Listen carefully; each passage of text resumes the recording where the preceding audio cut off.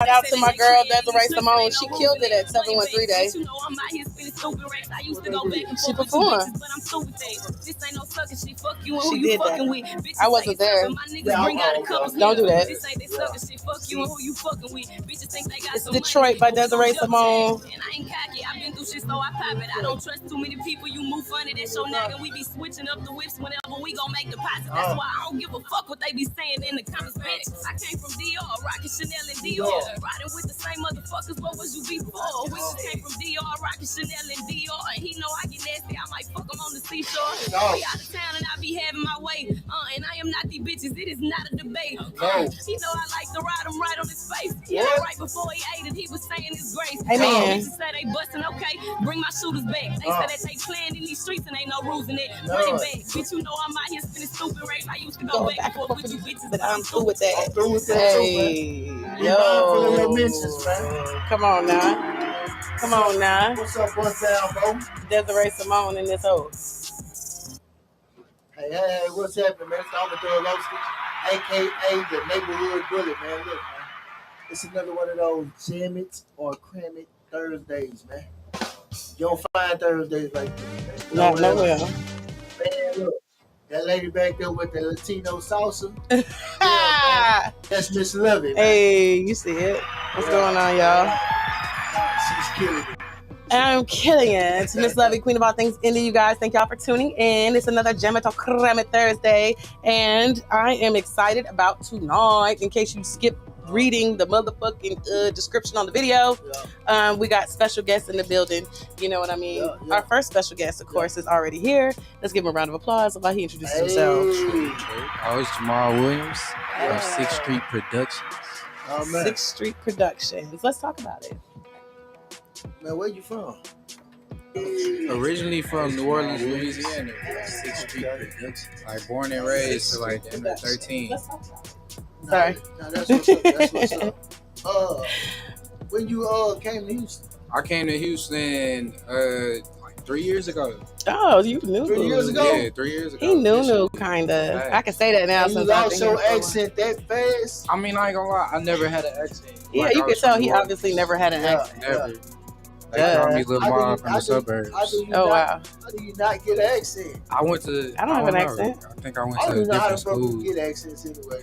But my whole family got it. That's crazy. It's just me. Yeah. It's just me. Nah, that's dope. That's dope. Nothing wrong with it. How you been liking the city, man, for the past 3 years? I'm not gonna hold you. I love Houston. Oh yeah. I love Houston. Compared to St. Louis. Well, like I grew up in Dallas for the most part. Okay, like, you just pop it around. Yeah, that's where you go to high school. So it's like, you know, that's where you really grow up down there. Yeah. Really? I feel like. Is that the logic? Well, they say where you went to elementary is where you're from. It's not working out in the mic. You got. I hear you. I hear me. I know, but it's not. I hear me very fine. It's not about what you hear. It's about. You don't hear me. They hear me. But do they feel you? They do. They do. Let me tell y'all something. So, do you feel like? So you went to high school in Dallas? Yeah. Is that where you got? Do you feel like that's what? Those experiences what made you? Middle school and up for sure. Yeah. Like those were like some. Yeah, I feel like that molded the personality, like how you were gonna grow up, how I was gonna be type. Yeah. It was Dallas. Where about Dallas? South Dallas?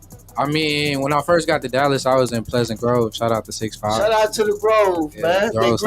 Greedy Grove, man. I went to Hood Middle School. Like that was way. It was culture shock. It was culture shock. I've never seen a Mexican person before. Damn. Nah. That's crazy. That's wild. So it was straight, you know, Mexicans and blacks over there. Yeah. So I'm like, damn. Look like high school high. What? Was the white folks out there? When I went to, we talking about New Orleans? Nah, in Dallas. Nah. Nah. Yeah. Nah, that's crazy. Probably, I had all nigga friends in Mexican. Yeah. That's dope. So, since you're into film, y'all, Jamal is a film screenwriter, film producer, and writer, and a director as well. And we invited him here because he has a series that he. In the series? I mean, yeah. Which one of the series? It's called Soulmates. Volume 1. Volume 1. Okay. Indicating that it's a series. That could have been a. Damn, somebody snatching children. He got us on the hook already. Right, Nah. it's really on the hook for real. I'm trying to pitch this as a series. Yeah, I got some episodic content for people. But I ain't gonna lie, I'm trying to if I want to do it at a level that other people know, it's like, oh, this is what we should be seeing on TV. Most So definitely. it's like, and I'm paying for that myself. So I don't know about another episode right now. But once you have one episode, then we can shop Facts. that episode around and get funding, and investors, Facts. sponsors, stuff like that. That's the the kind of shit I'd be doing. And soulmates. Yeah. Soulmates. So let's talk about, before we get into the series Soulmates, let me ask you real quick, off the top of your head, what's your top 3 favorite movies of all time? Go. Top 3: Pulp Fiction, Quentin Tarantino, Jackie Brown. Quentin Tarantino. Yeah, that's the goat to me. Yeah. I ain't Most gonna lie, definitely. Friday. Damn it, Friday. Oh yeah, classic. Yeah. Okay. Friday 1. First one. Yeah. First one. Alright, so since you said that, let me piggyback off that. Name me 2 movies that you think depict your childhood, your life, or not My your life, childhood. your childhood, your life up to now. Up till now. They ain't 2 got that. movies. They don't got that. They ain't seen that yet. They ain't got that. It's crazy. Yeah. I don't know. I know what I want mine to be like. What? Griselda Blanco. Right now, straight out of Straight out of Compton. Straight out of Compton. Damn. Okay. But only from Ice Cube perspective. Okay. From the Ice Cube Yeah, that's perspective. That's I dope. can see it. I kind of I be feeling that sometimes. That's dope. I'm surprised you didn't say Antoine Fisher. That's what you was gonna say? No, I didn't pick one. I was boys depicting my life would have been Boys in the Hood. Boys in the Which Hood. is Oh, still one I of my guess favorite canceled. movies. It was tough. Yeah. That was definitely tough. You know what I'm saying? Okay. Ain't know what damn. Unfortunately, our other guest, Lil Hawk, son, had an emergency, so he's not going to be able to make it. His people just texted me right now. So, Yeah. just putting that out there. Damn. But Okay. get well. Figure it out. We rooting for you, man. There we go. We rooting for you. Yeah, for sure, for No, sure. because you definitely got to figure it out in life. Dude. Thanks. Like, No shit, choice. It ain't no choice. No choice. Oh, we finna get litty then. Yeah. Is it already? Damn. Yeah. Okay, but before we go back to the movie thing, I want to kind of get you. You was going cross country. Yeah. How long did you do that? 7th grade to the end of college. Oh, so you got endurance like a motherfucker. Yeah, like a mother. Yeah, that's dope. That's dope. Yeah. So metaphorically, when it comes down to your creative process, do you feel like you built for the long route? Cross versus- country definitely got my mindset. I got a marathon mindset just because of running, and it's all about pacing to me. So I'm cool with I know how I got the pace. I'm cool with it. What got you in there? In the running, Yeah, because normally from like that's not like something that us in the hood or normally gravitate to. to be real, I hate walking. And I have to when we first moved from to New Orleans, to Dallas, we was in the Grove. I was walking home from school, right? Yeah. So I would just start running out of nowhere. Just so you can get there quick. It take less time if I'm a run. So one day the track coach was like, "Hey, come try it out." Yeah. Cause I did other sports, but it's after basketball I was chilling. So he come try it out. I ran a mile. I felt amazing. I was flying. Yeah. And he was like, "Nah, you finna run." Yeah. In 7th grade, I started doing middle distance, and it was all right. It was way more I kind of got into the competitive side of it. I kind of hated running. I'm not gonna lie. Damn. Once I got to high school, Yeah. because it's I moved from the Grove to Mesquite. Okay. So it was way more white people. Yeah. So it was like, you know, they take that serious. What? Yeah. So I'm like, wait, y'all practice in the summer for a fall sport? Yeah. We running like 100 miles a week. Yeah. So I'm like, damn, all right. Yeah. And I got on varsity freshman year, so I'm like, all right, I'm good. Yeah. I'm here. Football, I'm gonna let that go. They real big. He said he going to Baylor this year. Like I said, I'm gonna go run over here. Nah, for real. They ain't touching me. Nah, it's really high. I kind of like, that's how that started. And then from there, it was just competitive. And like, I had a couple of friends who was running with me. It was just like us competing with each other, trying to see like we could be better than last year. So you definitely tapped into the camaraderie. Facts. You know what I'm saying? So do you incorporate that in, you know, your casting calls or the movie set? Yeah. You know, definitely getting the vibe, because and now you kind of like, through your experiences, you like the coach now. You know what I'm saying? Yeah. So it's like, damn, I did coach too. nah, for real. I coached in college for like 4 years. What college you went to? I got my master's at East Texas Baptist, and then I was the grad assistant for the track team across country. That's dope. And then they hired me after I graduated, so I did that for like 3 years. From there, then I moved to the H. Hey man, nah, for real, man, we can do it. Thanks. It was cool. Coaching wasn't for me though. Yeah. It was cool though. Damn. It definitely was cool. Now, I want to know, not, you know, to move away from the whole history thing with high school and whatnot. Thanks. I want to know what your idea of a soulmate is before we even get into it, and how much of that do you put your own belief system? How much of that do you put into, you know, or do you just completely fictionize? I'm looking something fictionized. So let's talk. I love that word. Yeah, though. I don't like fictionize. I love that word. Every now and then I get a good one in there. Yeah. Like I thought of soulmates in grad school, like, and the soulmate is like I used to go to school high because it was like 2-3 hour classes in grad school. So I'm like, damn, bro, that's tough. So I'm like high as hell one day, just drifting, and I'm thinking about like souls are like magnets, right? So it's like it's a lot of attraction out there, right? Mm-hmm. And we might connect with different things, but it's like if it's not if I'm a negative and you a negative, it's never gonna work. Like we might force it and it might be cool, but like that friction that we go through is because we too negatives. Right. But somewhere out there is like my positive and your positive. Right. So that's like, I feel like souls are like that.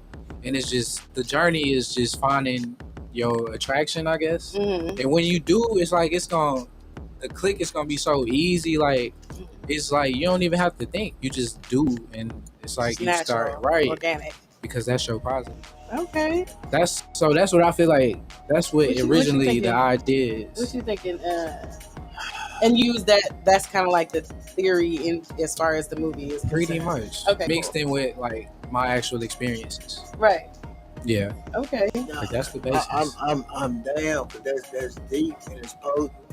And now I'm sitting there thinking, but I'm thinking like, those are magnets are inanimate objects. You know what I'm saying? So then I'm like, us as humans, we tend to fuck up our connections with people. Like I believe that you can have a soulmate and still have friction.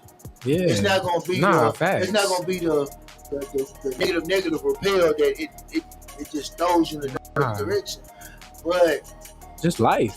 And then I was sitting there thinking while you were talking, I'm like, maybe if it's any type of strife, if that even a connection, you know what I'm saying? I'm sitting there contemplating. But it's like you can feel it. Like it's with some people, just like it's easy. Like being with them is easy, and it's not too much thinking behind it. And that's not like, you don't get that vibe with everybody. You don't. True. You compromise like 85%. But when that shit is a magnet like connection, and it's like the way you are naturally is, you know, with the way they are naturally, it goes together and it ain't even know. Yeah. At the end of the day, y'all got that that synchronicity. Yeah. Right. One day. We talking about 10 long years. We ain't even it ain't even time. It's just it's a feeling. It could be a moment. No, I'm talking about how he mentioned the force. Like, you know, you can force it thinking that this my soulmate. Right. Like I'm gonna stick. Like you got people who stick in relationships for their own ulterior motive. You know what I'm saying? Even if it's a good ulterior motive. Like I just don't want to be alone. And they stick and they put up with some of the damnedest shit. Then you have some people who just stick in a relationship for the sake of the kids. You know what I'm saying? It ain't even about me and you no more. It's about something bigger than us. You know what I'm saying? So it's like, damn, like, y'all fuck around and grow old together. Or maybe you might miss your really magnet. do be compromising. You one single magnet now. You don't even have, you're not even going to get your other magnet. God damn. That's like, I feel like a lot of people experience that way more than just realize, oh shit, I'm not happy. And it kind of, you gotta have that experience in that moment to me to really understand anything else. Yeah, damn. It's like, I don't know. Like, but you know what? Your explanation of it definitely adds intrigue to the movie line. To us wanting to see it because it's so many motherfucking ways that can go and play out, and you know what I'm saying? We talking about soulmates, and we talking about love on a whole nother level. You know, talking loving somebody past their pain, loving somebody through their own personal storm. You know what I'm saying? Damn. So you say that it's also based on some of your personal experiences. And I don't want to give too much of the movie away, but anything you want to kind of like turning points you want to share that's kind of like, you know. For me, like, well, mainly like I chase it kind of like it goes like a guy really. It takes a lot for him to become the type of person that'll be like a husband, right? Like it take a minute for us to get to that. So in a sense, soulmates it's a perspective, and it's like it's the guys and it's the girls. So it's kind of like starting on a Monopoly board at the first one, and just kind of going all the way around. And what you start as, you kind of, you go around, you gain things, you become like other things, you get more property whatever, all that. So that's with soulmates. It's a journey. Damn. Yeah, we starting at the other end of that, pretty much. Okay. Nah, that's dope, man. I'm all about the journey. I know a lot of people focus on the destination, which is cool. Yeah. But I'm definitely like all about the journey. The journey of motherfucker. I'm all about the journey. I don't give a fuck about the destination, so to speak. I just need that journey to happen. Because you gotta be cool with it. Yeah, you have to. Definitely. Niggas don't be like cool with it. Like, or understand that you gotta be cool with it. Especially when you're determined to actually make it to a destination. So let's say if my destination is marriage, I'm definitely gonna have to be cool with the bumps in the road when it comes to our dating phases. You know what I'm saying? Because I'm still learning myself as a human being. You still learning yourself, and we learning each other. And then the more we add to our situation, like we can have kids before we even get married, and that's us focusing on this baby can take away from self-discovery individually and collectively. You know what I'm saying? Definitely. So it's like, damn.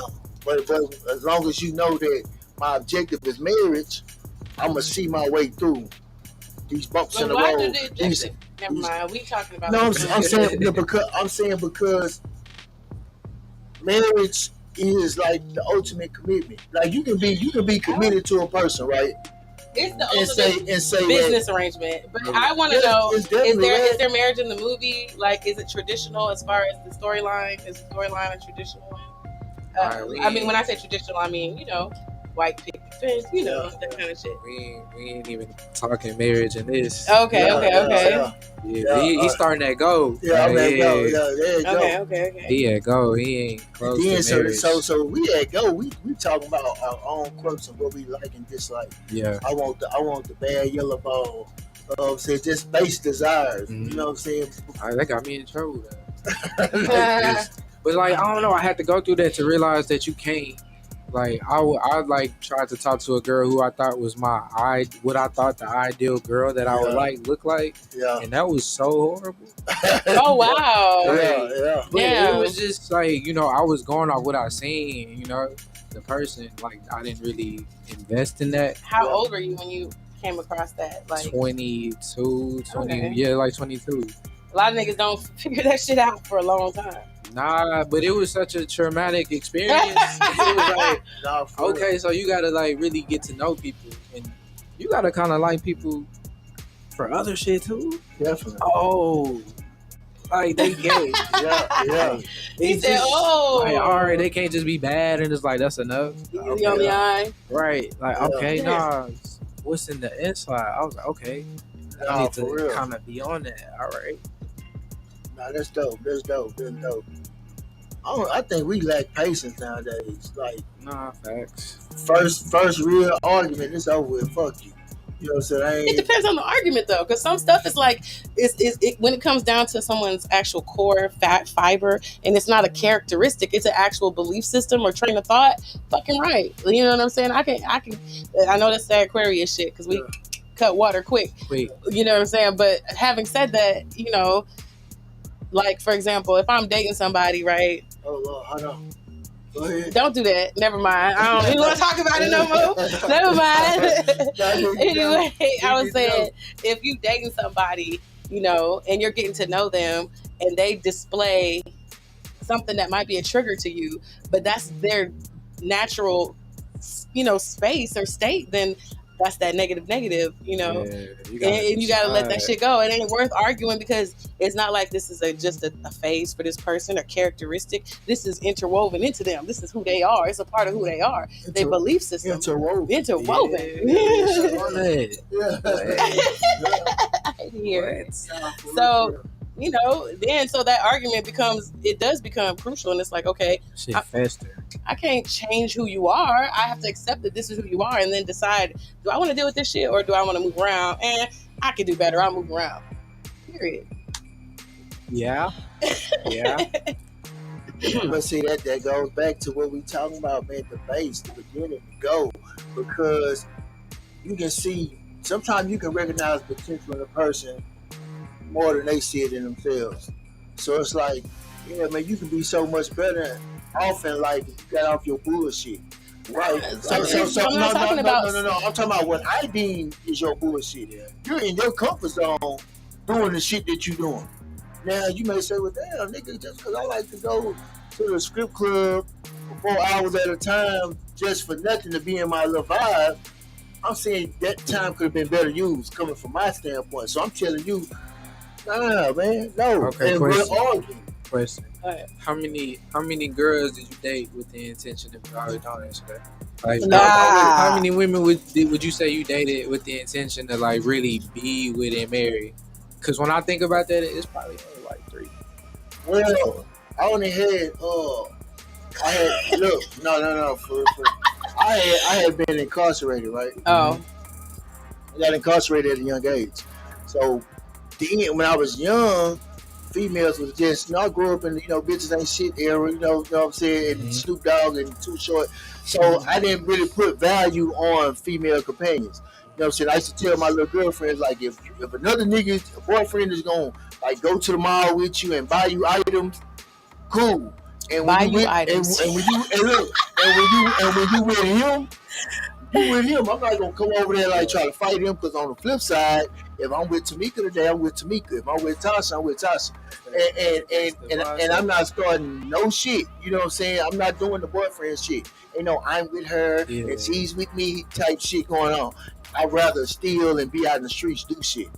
Now when I came home, right, because I'm missing out on growing up and having a girlfriend, and the female guards ain't giving me shit. You know what I'm saying? So it's like, I set an idea for myself. I said, they be bad. I got some bad ones. They got some bullshit ones too. So but then everybody look bad when you ain't got shit going on. You know what I'm saying? So, so I was telling myself, man, I'm finna find me one chick.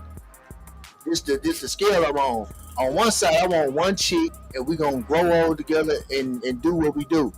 And I'm gonna put her through some shit to test her first. I'm talking about I'm a dragger.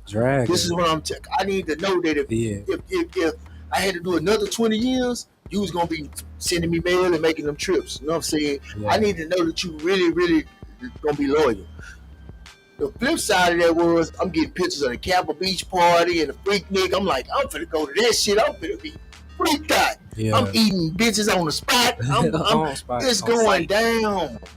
You know what I'm saying? So, but then as I got closer to coming home, I start reining that shit in like, hell no, there's too much shit going on out there. I'm not fit to be chasing tail. I'm not fit to be out there doing that. Long story short, I came home. I was kind of like, to some females, I was like the one who got away. Like, damn, what if that nigga wouldn't have got locked up? He probably my Prince Charming and shit. So a lot of old females came out the woodwork trying to get me, and I was like, damn, I did want to knock you down. Some of them I ain't even knocked down prior to me getting locked up. I used to let people claim me and shit, and they're like, yeah, that's my boyfriend. It wasn't that I was extra popular, but somehow I had something going on. And so some of the chicks, I was like, I'm gonna knock you down. You know what I'm saying? At the end, I run into this one chick. I said, you know what? This her. We got history. She, you know what I'm saying? She into the shit I'm into, and I gave the bitch my all. You know what I'm saying? I gave the bitch my all. I'm kind of like spiteful now, like bitch, you a dumbass bitch. You know what I'm saying? Yeah. Like I'm using derogatory terms on purpose, man. She pissed me off because and this was my first time really saying I'm gonna be in love type shit. You know what I'm saying? How you say you gonna be in love? It's either you be in love. No. You can't control. I'm making being in love. I'm making a determination. Oh, you manifested. Yeah, so I manifest. So it's like, and I put my all to like, bitch, I'm serious about her. Like I'm not looking at another brow. It's straight tunnel vision. And I was her rebound. You know what I'm saying? Really, she was fresh out some shit. I was her rebound. And really, it probably in her head, it probably wasn't even meant for us to be an actual relationship.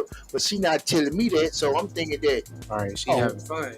She having fun, and I'm serious as fuck. You know what I'm saying? I invested in your little business and everything with the little bullshit checks I'm getting. I'm working at the deli. Yeah, I love sandwiches. I was sorry. So yeah. No, for real. So I gave my all. So then when she did her little shit, I was like, man, fuck love. I should have stuck to the shit I was doing. So I told a couple females that I was gonna give a shout out. I say, man, it ain't gonna be like a love thing. I'm out here in America now. You know what I'm saying? Because I can't. I'm not gonna be a repeated offender. Just giving my motherfucking heart. Because I would do the damnedest shit behind the people I love and care for. Now that I think about it, a Houston girl broke my heart first. Yeah, they trifling, man. Get out of here. It was like freshman, man. But it show you the game. Yeah.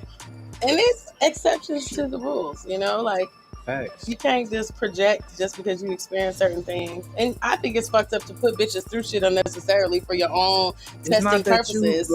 That's fucked up. Are you projecting? It's just like, I don't know. I can't get played like that twice. Yeah. I'm saying like, but because you've been played, you're like moving right with that. That's like projecting it, because now you're, this person is completely innocently do something and you triggered, so you know what I'm saying, like anyway. But that's why projection. But we complain now about ignoring red flags. That shit you just did reminded me of some shit she did. I need to watch you now. I need to watch you carefully. If I see too many of those repeated behaviors, I need to get out. Is this what we doing, Jamal? I gotta get out. I can't, I want to say but then it's like, if I say that, I can't really say that all the way, because like I be having to try to not link shit together. Yeah. Sometimes because we're Aquariuses, we link shit the fuck together. Yeah. Nigga, I'm talking about patterns. We quick. And if I do that, it's like I'm really going to another place with it that I can't come back from. So I be trying to like separate it and be like, nah, maybe that. Yeah. Maybe I'm tripping. Like, nah. Let me let it play out. Let me see what's gonna happen. Yeah. So, what do you want people to walk away from in Volume 1 of the series? I want them to. It's like it's gonna be like a little bit of everybody for somebody to see in themselves. I feel like, and then mainly like my niggas. I want them to like kind of think about shit. I feel like a lot of niggas gonna be able to relate to it. A lot of women gonna be like they gonna know that nigga, and it's gonna be just something for somebody to relate to on a lot of levels. I feel like, but mainly like my niggas, I want them to see what we be on, like, and what that really does. With the intent to wake us the fuck up. Slightly, but it's like I ain't even trying to preach to niggas on no shit. It's just like that's just how it came out when I was writing it. It's like, you go in with a goal, but when you really be tapped into the story, sometimes it just like kind of write itself. Yeah, definitely. So that's really what it was when I was writing it. I'm like, when you got into writing, because I used to hate writing when I was in school. I always loved writing. I love writing, me too. My mom had me on like all that, like she had me writing poetry, like just anything writing. I was just doing that. Like I won a few contests, all that. But you like, when you start getting older, you want to get on for other shit. So I was at college, I got pledged in. Being smart don't even really matter no more. It's like I can just do this social shit. But grad school, it was like all we did was write. So I'm like, damn. I love writing. If I could start writing what I want to write, I'm waiting on your biography. My biography? Yeah, it's really got an awesome start.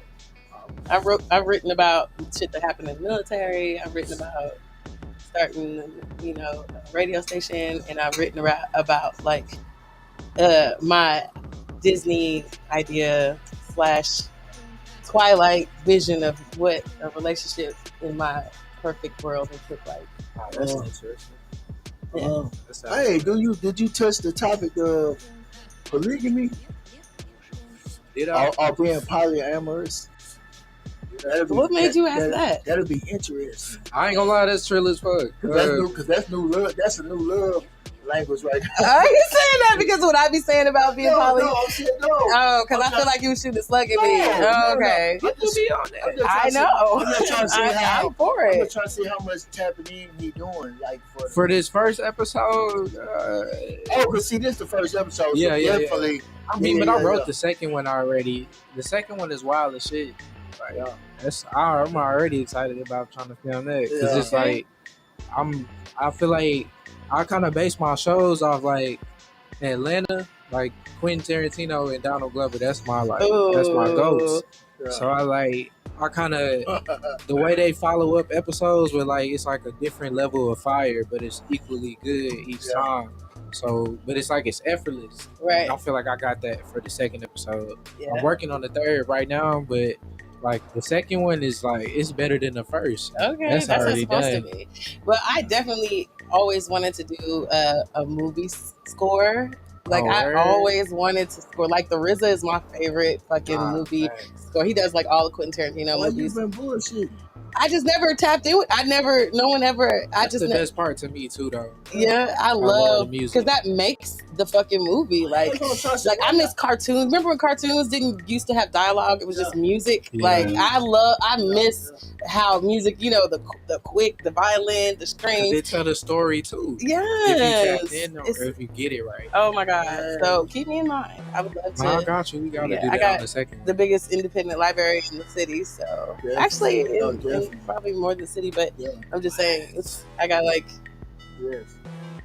27 gigs. Yeah. Shout out to Pat since 2014. Yeah.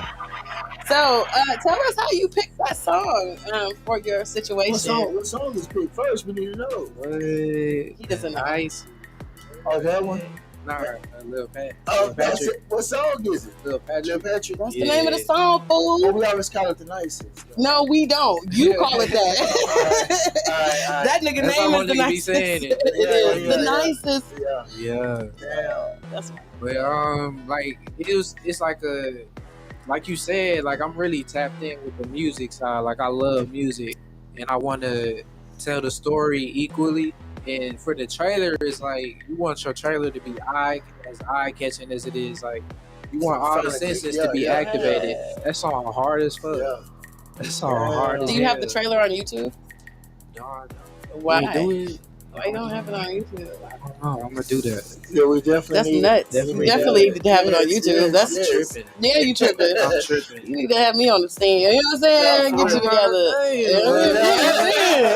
I'm on that. I'm an artist. I'm a woman too, so there's that. See what I'm saying?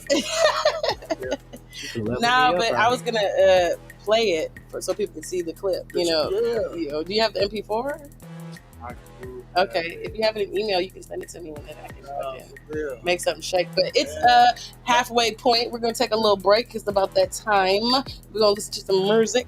We're gonna refill cups and relight drinks, And we'll be right back, you guys. This is Miss Lovey, Queen of all things indie. This is Jammitorcrammit Thursdays. Right.